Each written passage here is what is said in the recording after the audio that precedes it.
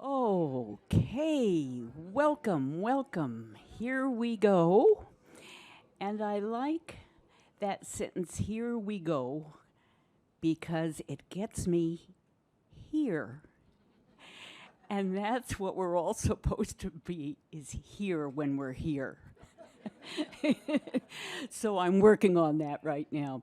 The reason I'm starting over here is that I really want to encourage you to find the three-ringed binders that are on the bottom shelf in the back of the library by the window.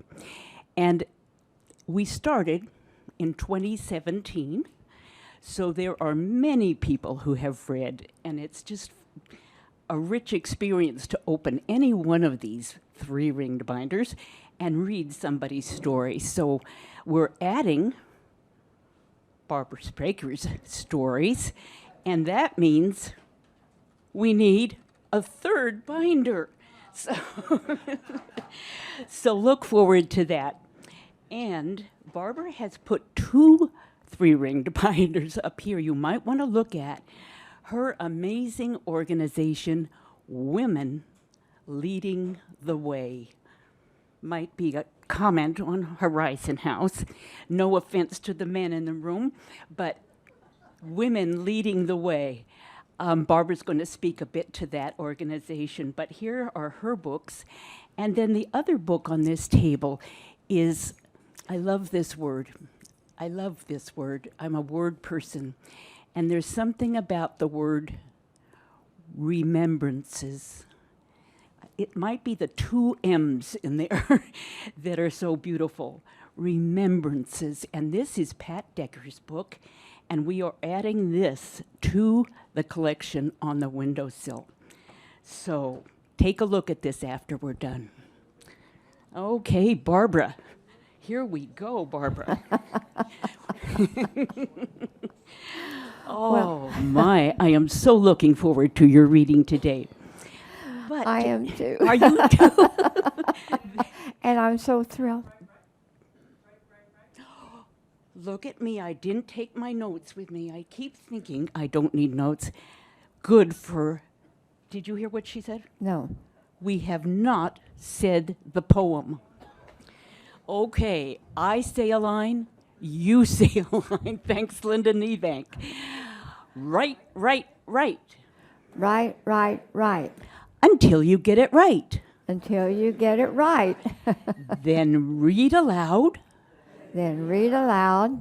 You'll draw a crowd. And you'll draw a crowd. And bring us great delight. And bring us great delight. And we are delighted that Barbara Spraker is reading today. Thanks, Linda Neebank. By the way, Paul Neebank wrote that poem. So here we go. Here we go. I thought we'd get started today with that amazing organization that you have been a part of, and how these stories came to be and how it all happened. Barbara, take a few minutes before you start reading. Well, I'm delighted to do that, but I am absolutely delighted to see all of you here. I love it. And I think that you will relate very much to excerpts from two stories that I'll be reading today. But I commented to Linda and Nancy a couple of days ago that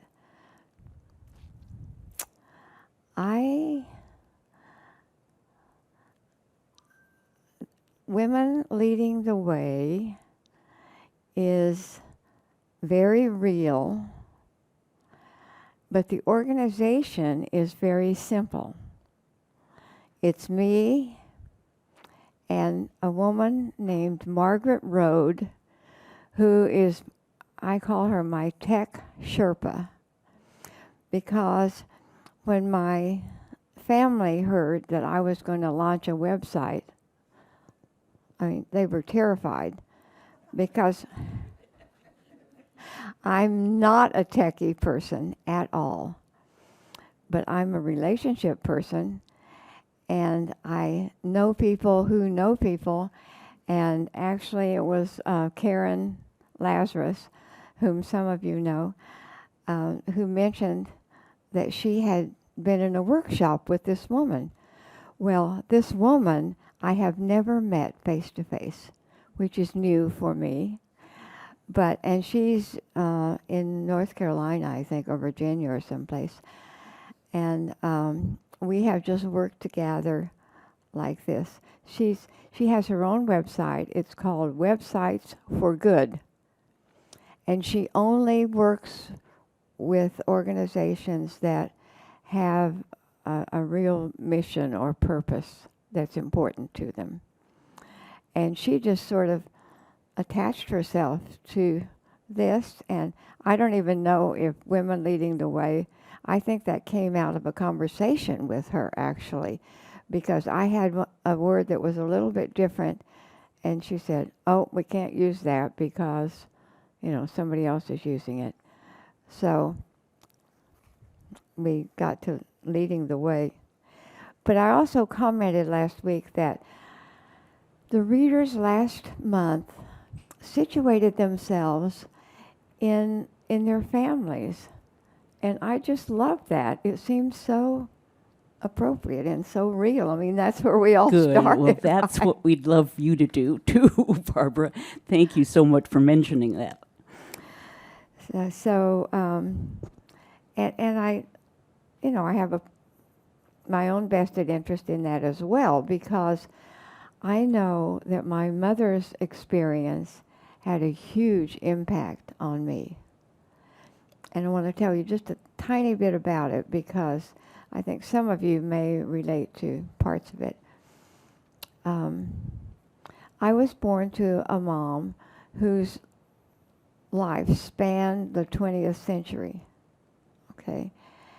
And while the 20th century is also often regarded as women's century, women's rights and opportunities increased and all of that, I always felt a little sad because I didn't feel like my mom got to benefit very much from that.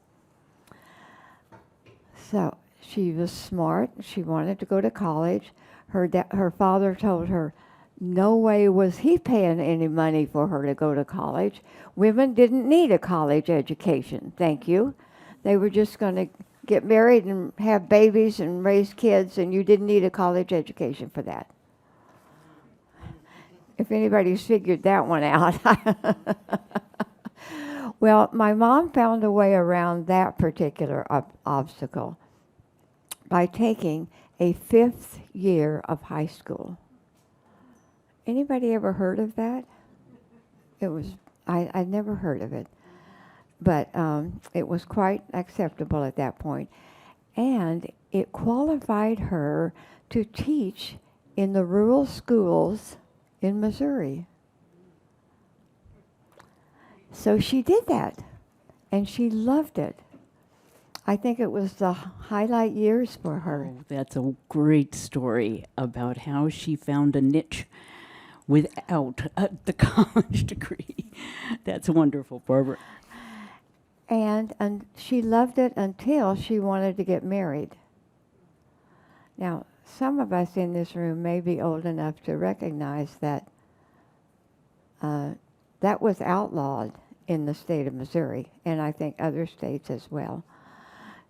I guess they didn't want any pregnant teachers running around, for goodness sakes. So she had to quit that. So I was just a kid at this point. But I already had learned, you see, that it was fathers and state officials that got to decide what women could do. That's the way it was, wasn't it, Barbara? Whoa! That was a conundrum that just completely baffled me. I didn't understand that at all. And as my life unfolded, I had opportunities my mother would never have dreamed of. And the notion, she was probably the most concerned about me having a website. Okay, so that's... Now, what are you going to read today, Barbara? Okay, what are the stories you're going to read? By the time, so in 2010, I was in a position with lots of help from lots of people, including especially Jim Spraker, that I could intentionally sort of explore this curiosity that I had. And I feel very fortunate. I had no antagonism about men, so that didn't get in the way. Somebody said, well, no wonder, Barbara, you were home raising little boys. So, but by 2010, I had had a number of experiences. I had learned some additional things that only added to my conundrum. One of them was I worked for a decade in telecommunications in corporate America, and I worked with men and women who I learned when women had an idea that they put out in a meeting, the meeting kind of went on, not too much was said. But when a man expressed the same idea a little bit later, it was brilliant. Does that ring any bells with anybody? Okay, so it still was a puzzle to me because I loved my dad and he loved me and he thought I could do anything, so we had that going for us. But we also, the last thing I would say is that the next decade after telecommunications I was teaching in an MBA program that was offered in many countries. And would you believe it? Every culture that I encountered had the same discrepancy. So by 2010, I was more than ready to start my own exploration. So the first thing I'm going to read for you today is about Rosine, who lives in Madagascar. Yeah. Can you sort of get a picture of that in your head? An island nation, a huge island off the eastern coast of Africa. And I sometimes ask women that I was going to write a story about, so what do leaders do? Well, this leader developed improved rice seed. When the program manager of an NGO in Madagascar began visiting various sites where they provided support for local economic development, she became aware that the farming community in southeastern Madagascar, way south, was absolutely astounding. They were making dramatic progress, more than any of the other villages that were a part of this organization. She wondered, how would a woman end up leading a group of farmers and rice seeds within a very patriarchal community? Because you see, rice is a staple food and a major food crop being planted across much of rural Madagascar. Hybrid seeds had been introduced. They produced really well the first year, and after replanting, they lost their characteristics. So Rosine knew that, and she decided to do her own experiment. So she took the best seeds from her rice paddy, used improved techniques for her experiment, and tried a new planting period. Now, Rosine was known at this point as being among leaders who promoted rice seed certification. Yeah, that means government oversight of every step along the way, from the composition of the soil to where it was going to be stored after it was harvested. But these certified seeds seemed to be worth it because they were used by the local community, but they also brought a much, much higher price at the marketplace. You've probably imagined by now that Rosine is a curious and observing person. And she had noticed that the traditional season of the planting had become the season of cyclones and flooding. We call it climate change. So clearly a shift was needed, because planting the seeds just before the storms came was not going to work. And most of us have had the experience that traditional patterns and cultural norms are pretty challenging to change. But Rosine paved the way with a few others. She planted in July and August, harvested in November and December, and her village is currently among the highest rice producers in their country. Well, interesting, while this story is focused on food production, it also reveals an interesting economic shift. Rosine's influence is powerful because she demonstrated that she could do the heavy lifting, if you will. She was behind the plow in over an acre of rice in her rice paddy, getting the weeds out, turning the soil, and that kind of work had usually been reserved for the men. So she has helped open up for both men and women expectations of how women contribute to their community and the value that they provide. And interestingly, some of us, when we want to do men's work, find that we've just added something to our day.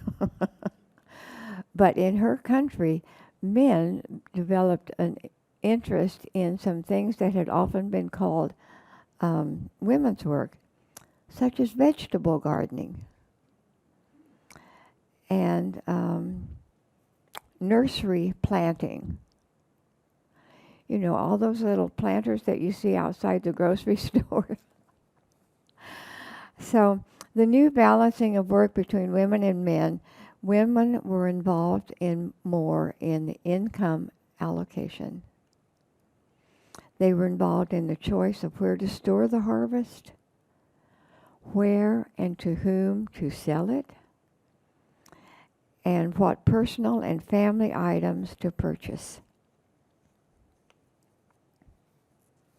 Okay, I think I'll stop here.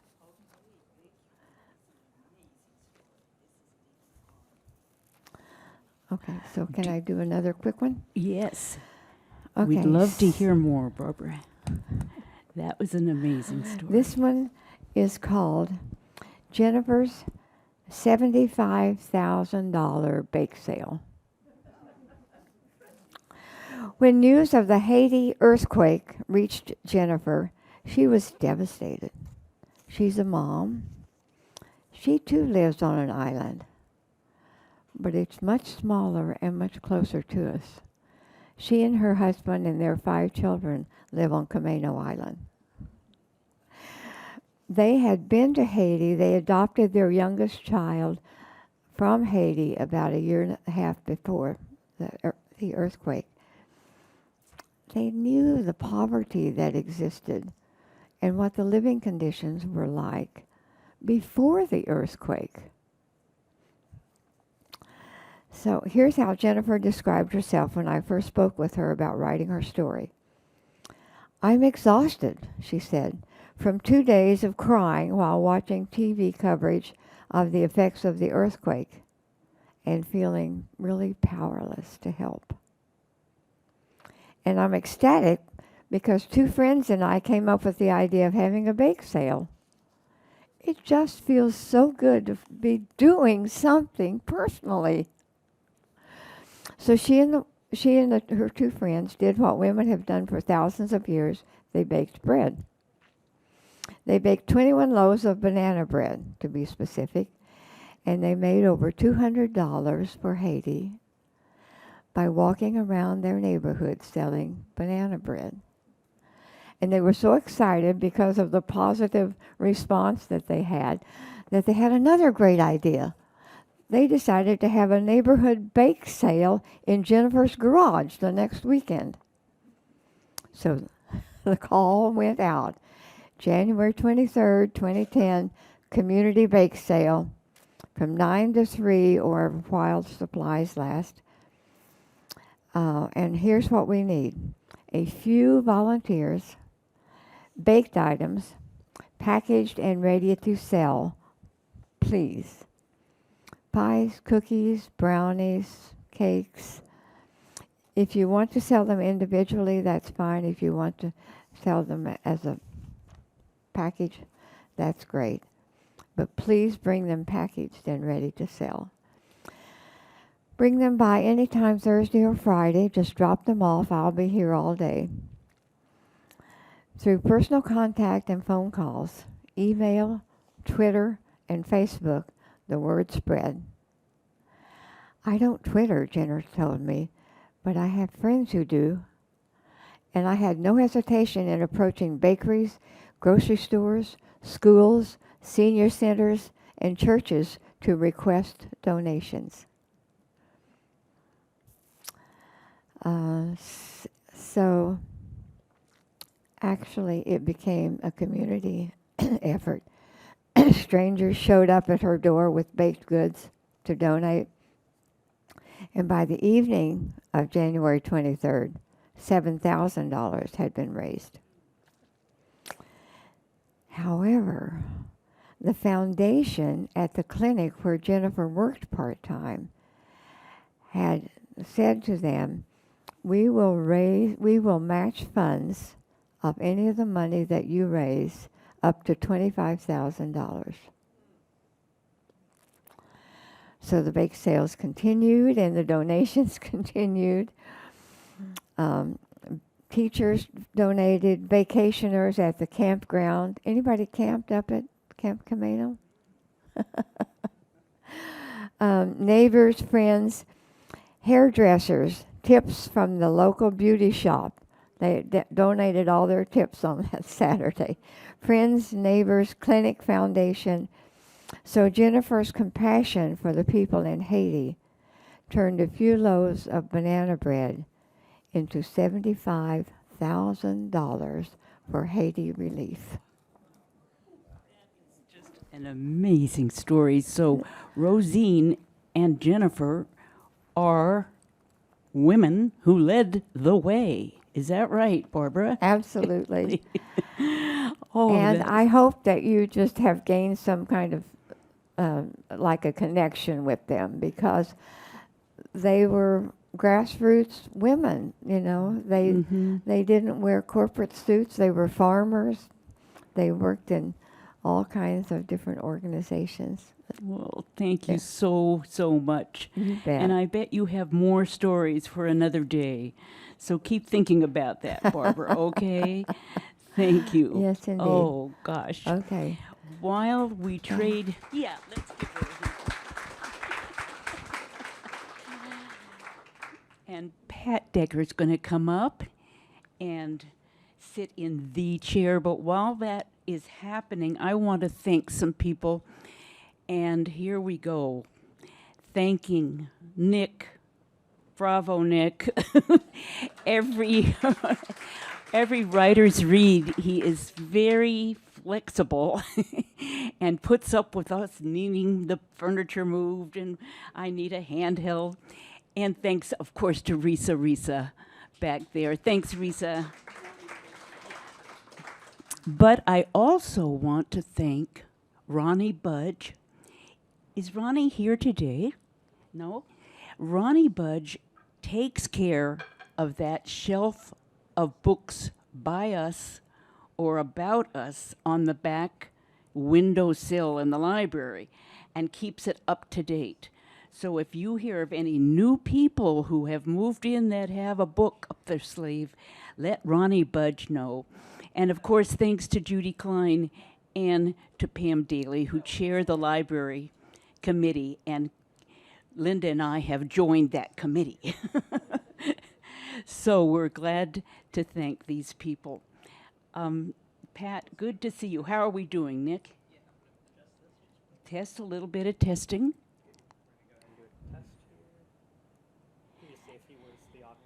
Can you hear me? Yes. They probably could hear me without that. I'm a loudmouth. Thanks, Nick, and thanks, Pat. These new head mics are really wonderful, and Nick is so thankful we have purchased them and are using them now. So, Pat, your book, Remembrances, you know the story you've read before, and that story about the snowstorm is still with me, and I chuckled for a week afterwards. So I'm so looking forward to your book. Stories from your book today. Okay. So what are you going to read today? I just have 3 short memory things. Oh, good. If I go over it, I got another one in case, but I don't think I will. You have another one up your sleeve. Yeah. Okay. And this is going to be my last one because the rest of these stories I don't want to share too much. Okay. Okay. Let's Are you hear it. ready? Yes, Okay. we're ready. I'll read the 2 about me first, and then one is about my aunt. Weekly routine. Like life for a kid growing up in a small Kansas town in the 1940s was a simple, easygoing time. There were not many modern conveniences then, and certainly no television. But there were always plenty of things to occupy my time in Concordia, Kansas, whose population was about 11,000 at that time. Saturday, Sunday, and Monday had set routines, but the other 4 days of the week I was free to do and go anywhere I wanted, with the exception of the school routine. There were no fears of something awful happening to children unaccompanied by adults, and parents could rely on other adults to correct kids when deserved. Also, there were no organized activities to take up kids' time, such as Little League Baseball. The only organized activities I can think of were piano lessons for some of the kids. My school was 7 blocks from home. It was a parochial school taught by Catholic nuns. There were 8 grades in Our Lady of Perpetual Help Elementary School, 2 grades in 1 room, and 1 teacher. The classes were fairly small. Mine usually had about 14 kids in it. We were encouraged to go to church mass before school started each day. However, I had a problem waking up and getting started in the early a.m.s, probably because of staying up nights until 10 p.m. listening to the radio. Therefore, I probably made it to Mass only once a week. I had the run of the town and outlying areas after school and in the summers, when not at Eva's farm. I had 3 best friends, 2 Charbonneau sisters, and Vivian Hubert. Vivian Hubert was a girly girl who liked to play house, paper dolls, coloring, and doing more sedentary things. Her father raised guinea pigs and had a large cage of them in their backyard. We were allowed to pet and handle those gentle little creatures, which I loved doing. The Charbonneau girls, Janet and Carolyn, were active kids, and I believe it was due to them that I enjoyed doing active things even to this day. Our bikes were our bikes were our mode of travel everywhere in town and the outskirts. It wasn't unusual for us to pack lunches and go searching for a bucolic spot to have a picnic. If my bike tires went flat, if my bike tire went flat, I'm sorry, I'm nervous. I can't talk very well. If my bike tire went flat, I was the one to change it or patch it up. A favorite place to go was the town library. The responsibility of checking out books and bringing them back on time made me feel grown up. The library introduced me to books like the Bobbsey Twins, and of course, I read all of the Nancy Drew mysteries. I love the smell of that place. I still smell that same smell whenever I go to a library or bookstore. I call it the academia scent. We played lots of softball and were in girls' summer softball leagues that played at the City Park baseball field. Kids organized the teams and coached themselves.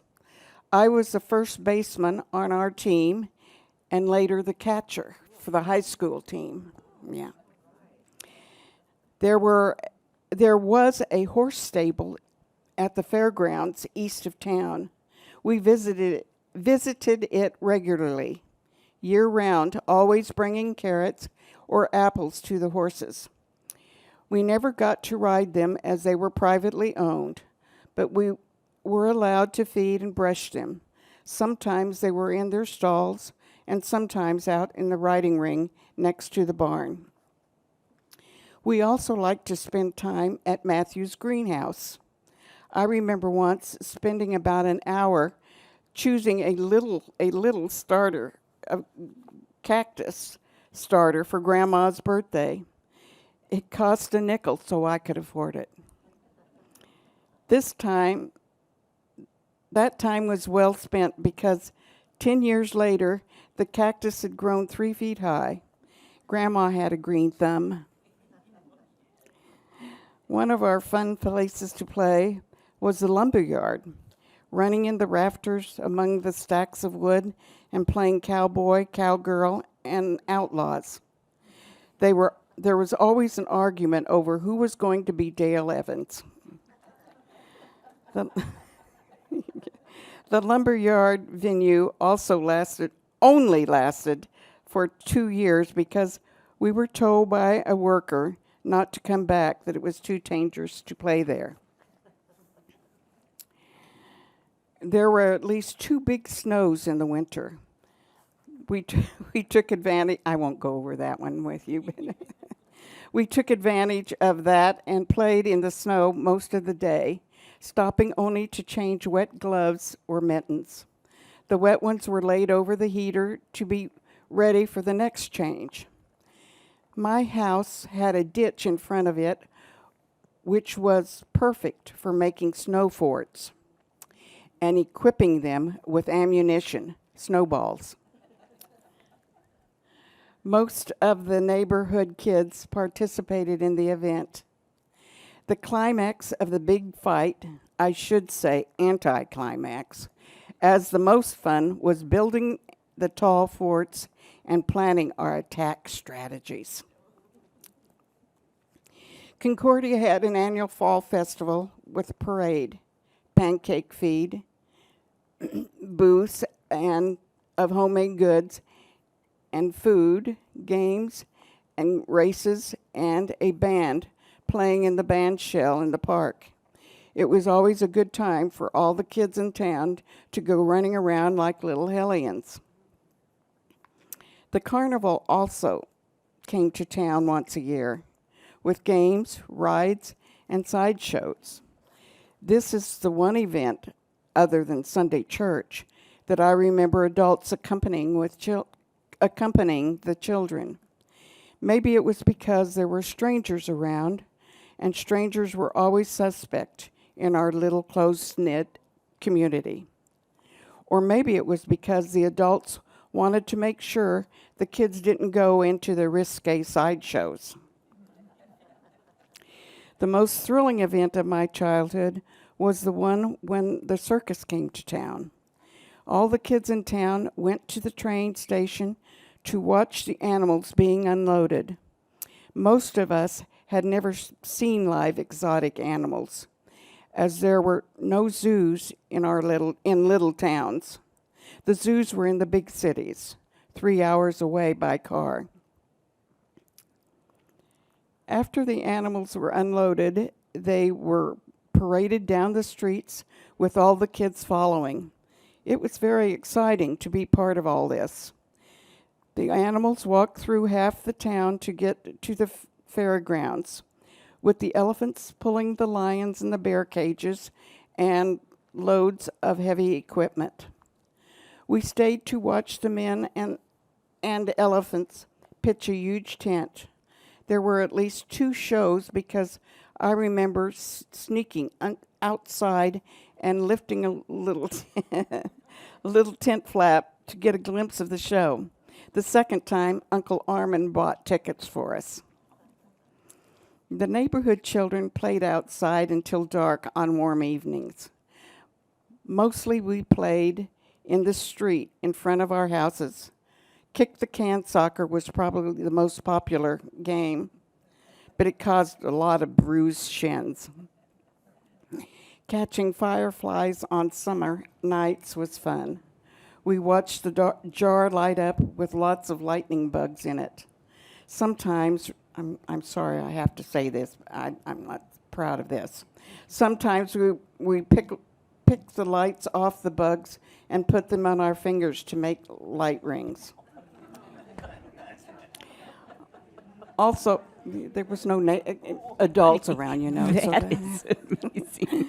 Also, it was pleasant to sit on the front porch swing and look at the stars. This was before flying saucer reports started. Looking at the star-filled sky was a humbling experience. Even children realized they were not the center of the universe. Most nights ended with listening to radio programs like Jack Benny, Amos and Andy, or Henry Aldridge. We played games while listening to the radio, such as cards, Chinese checkers, or Parcheesi. We always had popcorn while playing games and listening to the radio. Saturday, Sunday, and Monday usually had more fixed routines. The Strand Theater Saturday matinee was a must. Children's admission was 12 cents and a sack of popcorn was 10 cents. I did small chores and errands for Grandma. She paid me a quarter allowance every week for helping her. I spent my allowance on Saturday movies. This was when all kids in the town went to see the cowboy shows. Roy Rogers, Dale Evans, Trigger, Gabby Hayes movies were my favorite. Gabby Hayes was Roy's comical sidekick. Gene Autry, Lash LaRue, and The Lone Ranger were popular shows too. They also had short serial cliffhangers, usually of Superman, Sheena, Queen of the Jungle, or The Three Stooges. And I must not forget the Disney Looney Tune cartoons. The Disney and Looney Tune cartoons were also shown. Both bath time at my house was Saturday night. An indoor bathroom wasn't installed in our house until I was about 11 years old. A large, round, galvanized tub was set up in the kitchen. Water was boiled and added to the cold tub water. The kitchen door was closed for privacy.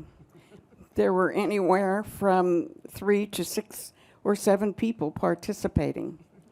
The tub water was changed after 2 people had used it. And everyone hoped they were the first in line. We washed our faces and hands and brushed our teeth in the kitchen sink the rest of the week. Folks didn't use deodorants in the 1940s, so it's strange that I don't remember problems with body odor. issues. BO probably wasn't even thought about until television became popular and the commercials told us we should smell good. We took Saturday night baths because on Sunday mornings we put on our best clothes and went to church. After church, Grandma always fixed a big balanced dinner. The standard entrees were pot roast, fried chicken, or meatloaf. On Sunday, we had pies for dessert. She was good at cooking the basics, and her apple and cherry pies were very yummy. One Sunday each month, all of the Kansas family met to eat, visit, and play cards. They took turns having it at their houses. This was always fun because there were 6 cousins of my age that I liked playing with. Monday was always laundry day. It was quite a production since Grandma didn't have an automatic clothes washer or dryer. The setup and chores of this task were complicated. Therefore, it will be a subject all on its own to write about. My childhood was pretty much a wholesome time. I always had something to do and was happy occupying myself with all that my family, friends, and town had to offer. I wonder what all I would have missed out on if I'd had television shows to watch. My word, is this on? Taken us back to the 40s, eh? That's Just a hand up if you remember lightning bugs, if you remember radio, if you remember meatloaf. I guess we still remember meatloaf. That's what I thought too. I thought that this would probably Pat. just bring a lot of memories to people as I'm writing it. Yeah. Okay. See, the title of her book is perfect, Remembrances. That was wonderful. Do you have another one to read? Yeah. Oh, yeah. I've got 2 little ones. Okay, here. Yeah. good, good. If we've got time. Okay. This at Eva and Joe's farm is the name of this one. I spent 6 weeks each summer at Aunt Eva and Uncle Joe's farm when I was 8 through 12 years old. At that time, they were a childless couple who enjoyed having kids around and showing us what life was like on a farm. My first cousin Bernard and I were the lucky recipients of their attention, but only one at a time. I took the first half of the summer vacation from school, and Bernard took the last. No one ever offered the reason why we were chosen, as both Eva and Joe had lots of nieces and nephews. But I suspect it was because both of us were fatherless. Bernard's father, Eugene, was my mother's and Eva's older brother, who died when Bernard was 7 years old. Being with Eva and Joe gave us both a feel for what it would be like living in a normal family situation.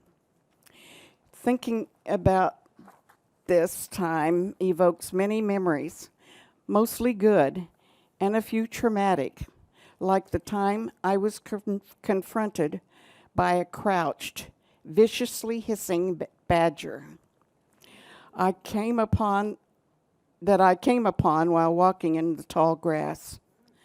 I froze. The only working part of my body was my vocal cords, which let out loud screams. This brought Shep, their dog, running to my rescue. He chased the badger away and instantly became my hero. One breezy late afternoon, Eva asked me to bring the cows in from the pasture. I was so eager to please her that I didn't think to put shoes on my bare feet. Yeah. I climbed over the fence, up the hill, and ran into the pasture, completely forgetting that the pasture was teeming with nasty cocklebur weeds that produced half-inch size stickers.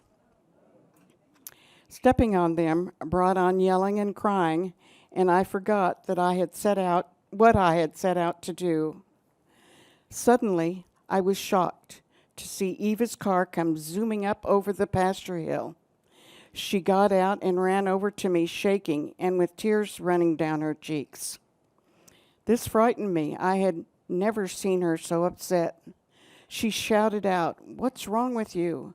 I thought the mean-tempered bull in the neighboring pasture had jumped the fence and was attacking you." Because I could hear you crying and screaming. The wind carried your sounds to the house.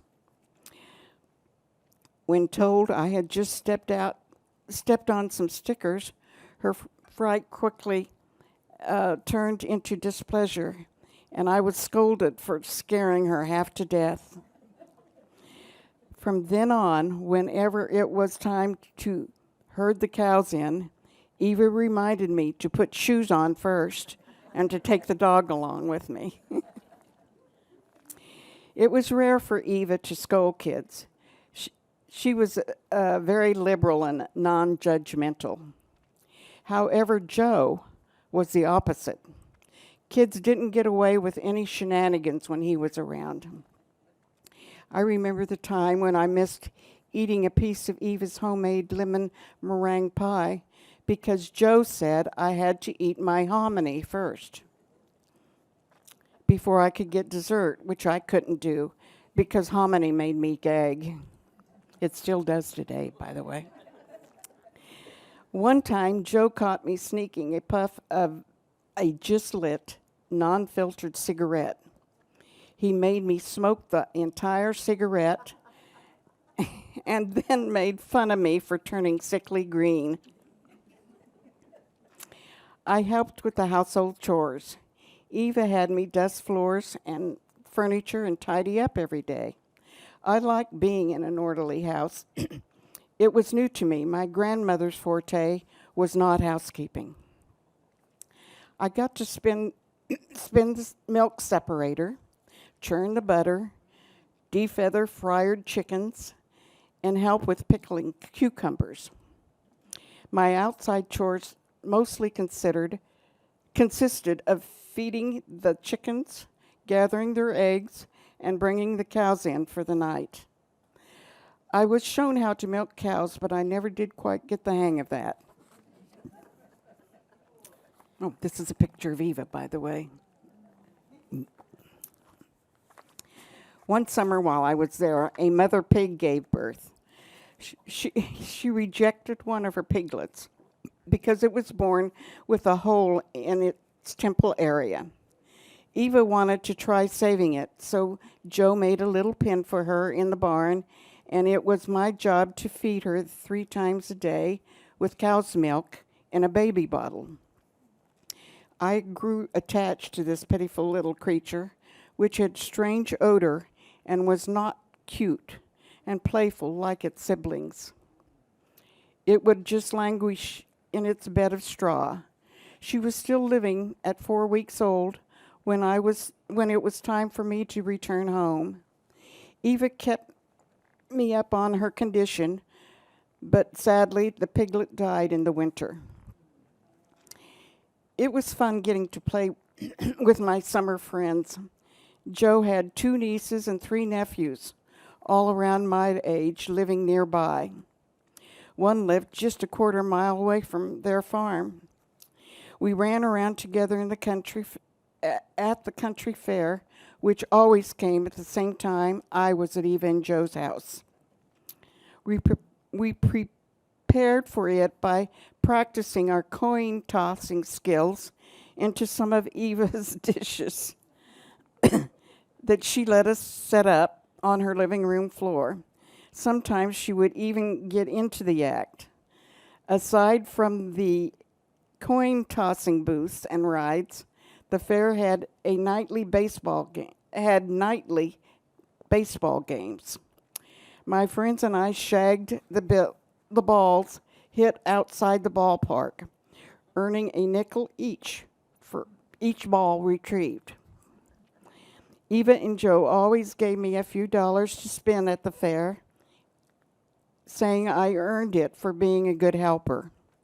Eva always brought some of her beautiful beautifully made crocheted pieces to display at the fair, and Aunt Leah's husband, Eddie, always entered 2 workhorses for the log pulling contest. Eva and Joe stopped taking in kids for the summer by the time Bernard and I were teenagers. They started raising their own family. They had 2 children, Joanne and Patrick. They retired from farming in the late 1970s and moved to a small town nearby, Beloit, Kansas, where they lived out their lives. Eva lived to be 1 week short of 100 years old. I was happy that in later years I got a chance to thank Eva and Joe and tell them how much spending summers with them meant to me. I think I'll take a little bit of this first. Do you have time for another one? I'm thinking we might just take questions now for you and Barbara. Would that be okay? Okay, Yeah, that's fine. I think so. So you won't hear about Queen for a Day. Oh, I might. Oh, I need to hear Queen for a Day. Let's change the. We have. Do you time on guys our remember side. that show Risa, when we you were can little? go over a Queen little for bit. a Day. You Risa do? says we Yeah. can go over a little bit. So let's hear Queen for. Okay, Queen for a Day was a television show Remember that? in the 1950s. Oh, Yeah. man. Do you remember the guy that did it? Yes. With his name? I didn't know it, but I found a newspaper, and his name was Jack Bailey. Jack Bailey. Okay. Well, you knew about the contestants. Yes.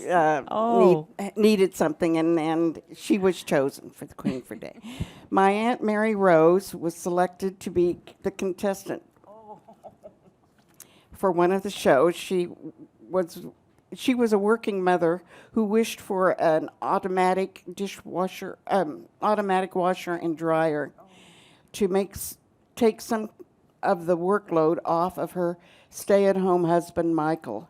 He was a disabled veteran who lost an arm in World War II battle in Italy.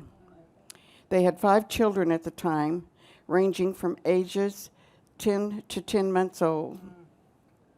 The audience chose Mary Rose to be the queen. It turned out that it wasn't just for a day, as 4 days of activities followed, where she and Michael were wined and dined and made special appearances at various functions. They were fortunate to have 3 good neighbors who volunteered to keep their 5 kids during the time. An article written by Woodman of Hollywood said, "She reigned as queen for a day with a week of activities as though in a dream world." At the end of the show, she was presented with queen pins. Oh, I won't bore you with all the stuff she won, but she won a whole bunch of stuff.